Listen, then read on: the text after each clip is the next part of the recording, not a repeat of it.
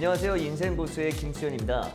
드라마 같은 삶의 무대에서 당당하게 자신만의 소중한 가치를 지켜내는 사람들이 있는데요. 그분들의 삶과 철학, 인생 이야기를 듣는 시간, 인생 고수. 오늘 만나볼 인생 고수 화면으로 소개해드리겠습니다.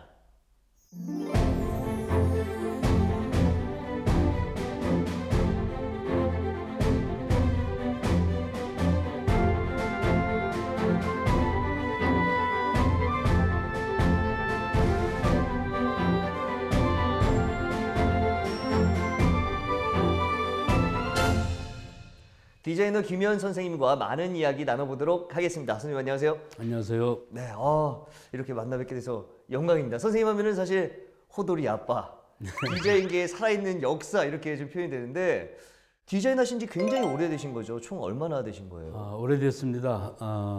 올해로 50년 됐습니다. 50년이면 몇 살 때부터 시작을 하신 거예요? 69년도에 처음으로 이제 전국 공모전에서 제가 1등을 어떻게 하게 돼가지고 그래서 저는 디자인 역사 얘기하면 그때부터 이렇게 횟수로 이제 꼽다 보니까 공모전에서 당선하셨을 때부터 해서 네. 50년. 예. 그럼 그 전에도 공모전을 좀 많이 내신 건가요? 어떤? 고등학생 때부터 이제 내기 시작했는데요. 네. 그때만 해도 주로 이제 기업에서요, 회사 마크, 소위 그 당시에는 이제 배지라고 이야기를 많이 했습니다. 네네네. 배지 공모전이 그 당시에 많이 있었는데요. 공부 겸사겸사 여러 번 시도했는데 예. 제가 하도 많이 떨어져서 쉬어봤어요. 그랬더니 35번을 연달아 떨어졌습니다. 계속 예. 매번 내서요. 예. 근데 고등학교 때부터 공모전을 내셨다고 말씀해 주셨는데 원래 좀 그림을 그리셨나요? 원래 취미셨는지 어땠는지? 어렸을 때부터 이제 그림 그리기를 좋아했고요. 네. 고등학교를 일반 고등학교를 간 게 아니고 제가 그 당시 좀 특수한 커리큘럼이 있었습니다. 네. 경기공업고등전문학교라고 해서 그게 국립인데요. 네. 고등학교 3학년과 초대 2학년을 합쳐서 네. 5년제 학교가 이제 국가에서 만들었었어요. 전문대까지 합쳐진 고등학교. 예, 맞습니다. 예. 그때가 처음으로 이제 국가에서 국립으로 만들었는데요. 네. 그러니까 1, 2, 3학년은 고등학교 1, 2, 3학년이나 마찬가지죠. 네. 근데 1학년 때부터 이제 디자인을 학교에서 집중적으로 교육을 했기 때문에 그때부터 저 공부 삼아 이제 공모전에 많이 지도를 했고 예. 뭐 처음부터 될 수가 없죠. 떨어지면서 많이 배웠습니다. 그럼 첫 번째 당선됐던 작품 기억나세요? 어느 작품이었는지? 예. 저축 포스터였어요. 저축이요? 예, 저축을 합시다 하는 장려 포스터였는데 그때 저는 학생부로 출품을 했는데 성인부를 다 합쳐서 이제 전체에서 1등을 하게 됐어요. 그때부터는 이렇게 하면 되는구나라는 거를 좀 감을 잡았다고 그럴까요? 좀 많은 느낌을 얻었죠. 확실히 앞에 35번의 낙마가 네. 이 뒤에 이 성공을 이끌어낼 수 있었던 거죠? 그렇게 생각합니다. 처음부터 되는 거는 사실 어렵고요. 네. 많이 떨어지면서 그게 공부가 됐던 것 같아요. 근데 이렇게 좀 당선을 계속 되고 하면은 대학교 졸업하면서 아무래도 회사에서 좀 같이 일하고 싶다라는 좀 의사 표현을 했을 것 같은데 어떠셨어요? 그 당시 좀 있긴 있었습니다. 네. 예, 몇 군데 있었는데 맨 처음에는 사실은 그 KBS 방송국의 그 당시 흑백 TV 시절에요. 네. 타이틀실에 처음에는 실습을 나갔어요. 나갔다가 한 달 만에 누구 친지분이 디자인 회사를 소개를 해줘서 이제 구경을 갔다가 네. 거기가 너무 일이 재미있을 것 같아가지고 그쪽에서 마침 같이 일하자는 제안이 있어서 이제 그리로 들어갔죠. KBS에서 했던 일과는 좀 달라 보였나요? 어떤 부분이 전혀 다르죠. 왜냐하면 그때 KBS는 흑백 시절이었기 때문에 칼라는 쓰지 않고 흑백 작업만 했어요. 흑백 작업만 하다가 디자인 사무실에 갔더니 아주 컬러풀한 걸 보니까 훨씬 더 좋아 보였죠. 그래서 옮기게 됐습니다. 그럼 이제 옮기셔서는 어떤 작업들을 좀 주로 하셨어요? 주로라기보다는 그 당시만 해도 우리나라에서 이제 디자인 회사라는 게 그게 처음 생긴 회사였기 때문에요. 대한민국에요? 예, 소규모입니다. 네. 몇 명 안 되지만 특별히 어떤 일을 가려서 한다기보다는 할 수 있는 한 모든 일을 다 골고루 경험을 했죠. 정말 많은 작품을 뭐 만드셨겠지만 기억에 남는 디자인 이런 것도 있으세요? 기억엔 거의 다 남습니다. 그래요? 왜냐하면 일 하나하나 할 때마다 쉽게 되는 일은 거의 없거든요. 네. 많은 분들한테 많이 알려진 게 이제 아무래도 제일 기억에 남으니까요. 네. 역시 호돌이 같은 경우는 우리나라뿐이 아니라 세계적으로도 알려졌으니까 호돌이가 아무래도 제일 영향이 많았고, 그 다음에는 가장 최근입니다만 대한민국 정부 디자인요? 예, 그동안은 우리나라 정부가 이제 17, 8개 부처가 다 심볼이 다 틀렸습니다. 디자인이. 네. 근데 그거를 하나로 통일을 했어요. 예. 국가를 거의 대표하는 얼굴을 디자인한 거랑 마찬가지이기 때문에 예, 아무래도 그게 좀 가장 영향이 큰 거죠. 정부에서 예. 이게 심볼을 만들어 달라 의뢰가 들어오면 어떻게 시작해서 어디까지 가야 될지 저희는 좀 상상할 수가 없거든요. 주문이 들어오는 경우는 사실 거의 없고요. 네. 요즘은 다 오픈을 합니다. 일단 공고를 냅니다. 공모전을 공고를 해서. 내면 그걸 보고 많은 디자인 회사들이 응모를 해요. 네. 그래서 계획서를 냅니다. 우리는 이렇게 하겠다라고 네. 계획서를 내면 주최 측에서는 그 많은 회사 거 중에서 1차적으로 서류 심사를 합니다. 그래서 서류 심사를 해서 한 4-5개 회사로 압축을 해요. 네. 그러니까 압축한 회사를 불러서 나중에 쓰지 않더라도 우선은 너네가 생각하는 걸 디자인을 해서 제출해라. 그래서 또 실기로 또 경쟁을 하는 거죠. 그런 다음에 심사위원들이 심사를 해서 가장 높은 점수를 딴 회사하고 계약을 합니다. 다 오픈돼서 아주 치열한 경쟁을 거쳐야 됩니다. 그럼 하나하나 진짜 당선되시는 것들이 굉장히 어렵게 만들어진 거군요. 그냥 된 건 거의 없습니다. 어떤 것들을 좀 했는지 구체적으로 좀 들을 수 있을까요? 많이 했습니다. 우선 대통령이 사시는 청와대도 저희가 디자인을 했고요. 청와대요? 그다음에 헌법재판소, 또 대법원 등등의 이제 보건복지부 이런 여러 정부 부처도 했지만 이제 공기업을 많이 했습니다. 공기업을. 그러니까 국가 기업이죠. 예를 들면 한국도로공사, 또 수자원공사, 또 토지주택공사, 그다음에 아리랑 TV, 또 코트라, 또 국가에서 하는 저 마사회 등등 해서 국가기관 또는 국영기업체 일을 아마도 저희 회사가 제일 많이 했던 것 같아요. 이제 선생님 하면 빼놓을 수 없는 게 88 서울올림픽의 호돌이잖아요. 호돌이는 어떻게 만들게 되셨는지, 아이디어는 어디서 얻으셨는지 너무나 궁금해요. 서울올림픽 조직위원회에서 전 국민을 대상으로 공모를 했어요. 그래서 요즘은 뭐 컴퓨터에서 누르면 그냥 이게 접수가 되지만 그때만 해도 컴퓨터 없던 시절이니까요. 관제엽서 사서 써서 우체통에 넣어서 왜 산더미 같이 쌓여 있는 거에서 왜 뭐 추첨하는 거 많이 옛날에 나왔습니다. 그런 식으로 전 국민이 아주 많은 이제 응모를 했죠. 그 대상에는 별의별 게 다 있습니다. 호랑이뿐이 아니라 진돗개, 토끼, 까치, 그다음에 뭐 첨성대, 금관, 고려청자, 뭐 장승, 별의별 뭐 수많은 그 아이디어가 다 공모가 됐는데요. 대한민국에 나와 있는 뭐 웬만한 건 다 나온 거죠. 뭐 거의 다 나왔다고 봐야죠. 그래서 맨 마지막으로 이제 4개로 압축이 됐대요.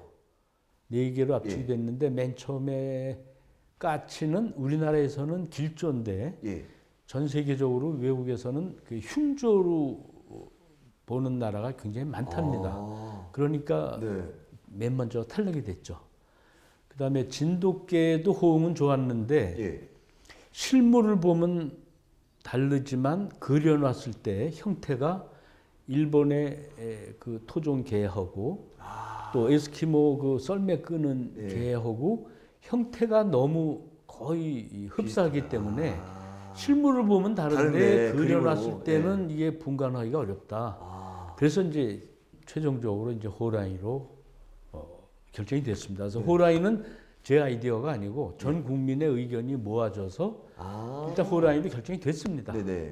그게 이제 82년도고요. 그다음 83년도에 조직위원회에서 마스코트를 어떻게 디자인을 하냐 이걸 회의한 다음에 전문가 7사람한테 지명을 해서 공모를 한 겁니다. 지명 공모. 네.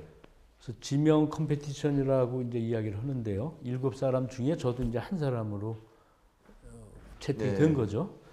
그래서 저뿐이 아니라 이제 디자인 전공하신 대학 교수분들, 또 지금은 세상을 떠나셨지만 그 당시 유명한 신동우라는 만화가 유명한 분이 계셨었어요. 예. 그분 해서 모두 7사람한테 똑같은 이제 시간과 조건을 준 거죠. 3개월 동안 2점씩 출품을 해라. 호랑이를. 예. 그래서 모두 14개가 접수가 된 거죠. 네. 그래서 저는 그때 이제 대우그룹의 디자인실에 근무했던 직장인 입장이었고요. 예. 14개 중에서 어떻게 참 운이 좋게도 제가 낸 2개 중에 하나가 채택이 된 겁니다.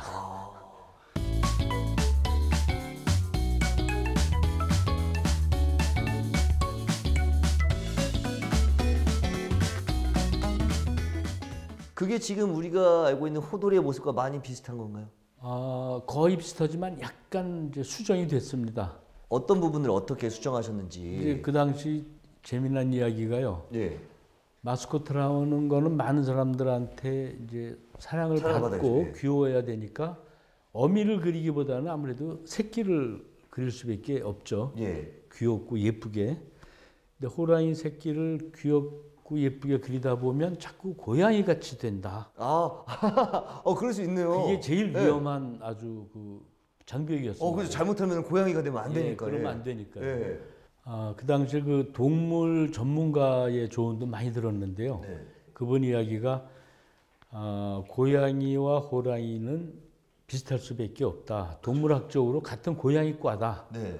근데 굳이 이거를 구분한다면 고양이에 비해서 호랑이는 아무리 새끼라도 이목구비가 훨씬 더 굵고 크다. 굵고 크다. 예, 그리고 또 손발이 훨씬 더 튼실하다. 네. 더 굵고 꼬리도 더 굵고. 네. 그게 바로 고양이와 호랑이의 차이다. 네. 그러니까 그런 거를 좀 수정을 해줬으면 좋겠다. 뭐 이런 여러 가지 또 디자인 전문가들의 이야기도 있고 해서 네. 수정 작업을 한 5개월을 수정 작업을 했습니다. 그러니까 아주 미세한 진짜 1mm 차이로 뭐 표정이 바뀌고 하기 때문에요. 수많은 그 수정 작업을 거쳐서 네. 그다음 IOC 세계 올림픽 그 네. 총본부요. 거기에 또 보내서 거기에 이 인가를 받아야 돼요.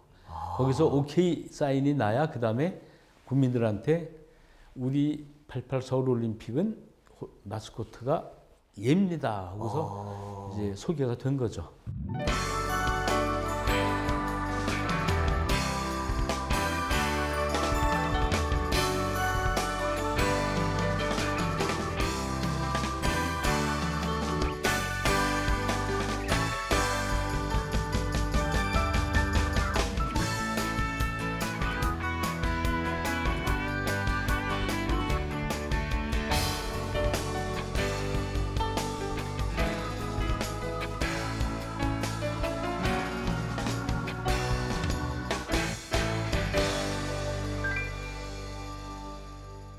그렇게 어려운 작업 끝에 만들어진 호돌이가 이제 올림픽이 딱 시작되고 나왔잖아요. 네. 기분이 어떠셨어요? 저로서야 뭐 가장 흐뭇하고 영광스럽고 눈물도 나고 막 그럴 것 같은데 울컥울컥 할 것 같은데. 글쎄요, 하여튼 평생 이런 기회가 나한테 왔다는 거 자체가 참 너무 감사하고 운이 참 좋구나 그런 생각을 했죠. 근데 2018년도 또 평창 올림픽에 네. 또 우리 호돌이가 수호와 함께 등장을 했잖아요. 예. 이때 또 어떠셨어요, 기분이? 그 수호랑이라는 백호하고 이제 같이 등장을 이제 했지 않습니까? 그래서 네. 백호가 호돌이의 또 아들이구나. 그렇죠, 그렇죠. 그러면 나는 자동적으로 할아버지구나. 그런 생각을 했고 네. 하나 조금 아쉬웠던 건요. 네. 호돌이하고 수호랑이 둘이 손 붙잡고 들어오는 것까지는 참 좋았는데 네. 이 사람이 왜 이렇게 인형같이 만든 걸 쓰고서 이제 네. 행동하지 않습니까? 호돌이는 그때 만든 거라 그런지 조금 기술이 많이 떨어졌어요. 그리고 이 수호랑은요 아주 잘 만들었어요. 그러니까 30년 동안 우리나라에서 그 제조업 네. 수준이 그만큼 발달한 겁니다. 다른 분들은 어떻게 봤는지 몰라도 저는 네. 조금 속상했어요. 기왕이면 호돌이도 요새 다시 한번 만들었으면 하지만 이제 훨씬 잘 만들었을 텐데. 나이가 있으니까.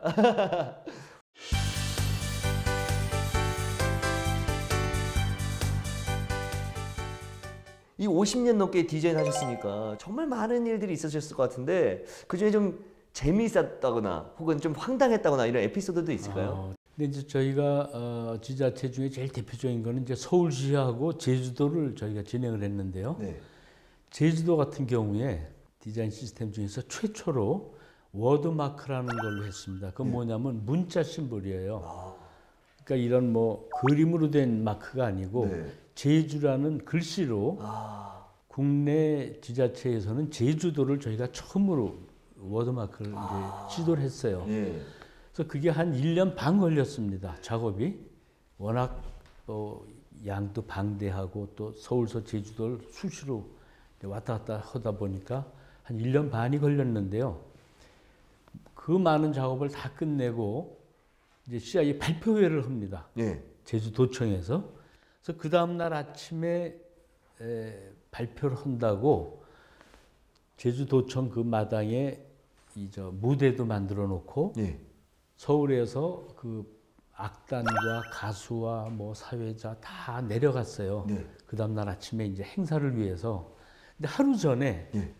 9시 메인 뉴스에 이 아주 깜짝 놀랄 사건이 생겼습니다. 뭐냐면 네. 알파벳 훈민정음 표기 변경 이게 아주 메인 뉴스였어요. 네. 그래서 이 제주도를 지금은요 제2, 네. 제2U라고 씁니다. 네, 네. 지금 현재 그렇게 돼 있어요. 네, 맞아요, 맞아요. 근데 아시겠지만 예전에는요 똑같은 제주 지읒이 두 번 들어가는데 네. 앞에 지읒은 CH로 썼습니다. 그래서 아주 오랫동안 수십 년 동안 CHEJU라고 써왔어요. 네네. 그래서 그걸로 작업을 1년 반 걸려서 수백 개 디자인을 다 해놨는데 하루 전날 네. 9시 뉴스 메인 뉴스가 그거였어요. 저 표기법 변경. 네. 그래가지고 어떻게 변경이 됐냐면 지읒은 그동안 CH와 J 둘 다 허용을 했는데 앞으로는 J로 통일한다. 이거는 뭐로 통일한다. 이런 식으로 네. 쭉 발표를 했습니다. 그러니까 이 제주가 이게 큰일 났죠. 하루 전에 그 뉴스 때문에 그 행사가 스톱이 됐어요. 몇 달 걸려서 CH를 다 J로 바꿨습니다. 그러니까 이건 참 아주 소설 같은 얘기가 실제로 벌어졌어요. 네. 전 지금도 알파벳 중에서 J를 제일 싫어합니다. 아니 이게 일반 우리 시청자분들 같은 경우에는 그거 뭐 바꾸면 되는데 그게 아니잖아요. 글자 수도 다르고 모양도 다르고. 예. 그리고 또 아까 네. 말씀드린 대로 수백 개 디자인 해놓은 걸 다 바꿔야 되니까요. 그래서 참 괴로웠죠. 듣기만 해도 벌써부터 괴로운 것 같은데. 자, 이번 시간은 인생고수 키워드 시간인데요. 김현 선생님과 연결되어 있는 키워드 어떤 것들이 있는지 살펴보도록 하겠습니다.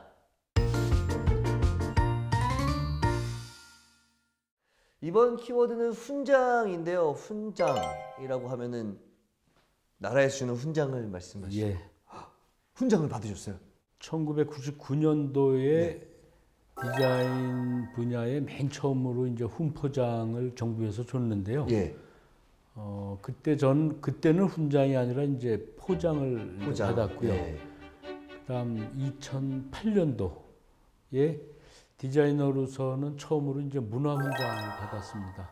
대한민국 최초예요, 디자이너로서. 그러니까 디자인 분야도 이제 여러 분야인데요. 패션 디자인 분야에서 지금 돌아가신 앙드레 김이라는 분 있죠, 네네. 유명하신. 네. 그분은 패션 분야에서 처음으로 훈장을 받았고, 네. 저희 쪽 이 시각 디자인 분야에서는 제가 아마 처음이었던 것 같아요.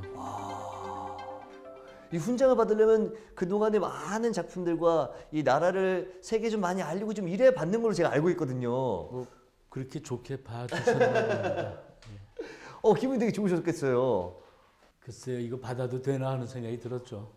자, 그럼 다음 키워드로 넘어가 보도록 하겠습니다.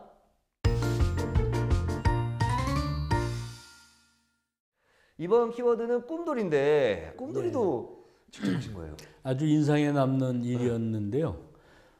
그 당시 이제 93년도 대전 엑스포가 열렸죠. 네. 그때 테마가 과학 박람회였습니다. 그것도 저희 회사 혼자가 아니고 디자인 전문 회사 3군데를 지명을 해서 경쟁을 이제 했습니다. 네. 그때 과제가 뭐냐면 과학 박람회다 보니까 우주에서 온 요정을 그려라, 이게 숙제였어요. 우주에서 온 요정이요? 예. 근데 요정을 본 사람이 있습니까? 그러니까 특히 우주에서 본 요정은 어떤 요정인지 아주 어려운 숙제였어요. 요정을 그리라고 그러는데 자꾸 다들 도깨비를 그려요. 그러니까 요정과 도깨비와도 사실 본 사람이 없으니까 그렇죠. 뭐 이 좀 헷갈리기가 쉽죠. 예. 근데 이제 저희 그 젊은 직원 중에 하나가 조그맣게 스케치를 하다가 마음에 안 든다고 이렇게 버리는 거를 제가 주웠어요. 네. 이거 왜 버렸냐 했더니 마음에 안 든대요. 그래서 아니다, 내가 보기엔 이거 괜찮다. 요거 확대해라. 그다음에 여기 띄워보고 얘 붙여봐라. 요거 한 몇 번 한 다음에 탄생이 됐어요. 그래가지고 그걸 가지고 이거 요정이라고 해도 되겠다. 물론 본 사람은 아무도 없지만 결국 그게 채택이 됐습니다.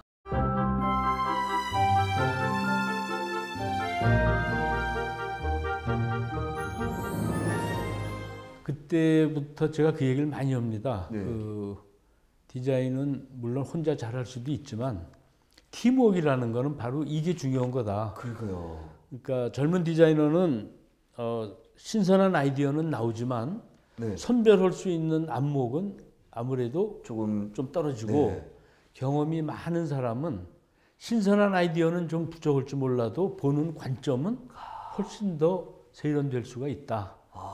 이게 잘 만났을 때 이게 바로 팀워크이다. 그래서 그런 경우가 많습니다. 여러 사람이 아이디어 스케치를 하면요. 한 사람 한 사람 걸 따로따로 보면은 뭐 썩 좋아 보이지 않는데 A라는 사람 거와 C라는 사람 거를 합쳤을 때 전혀 예상할 수 없는 좋은 게 나오는 경우가 있어요. 그러니까 이거는 혼자서 해결할 수 없는 팀워크가 돼야만 좋은 게 나올 수 있는 또 그런 아주 유리한 점이 있습니다.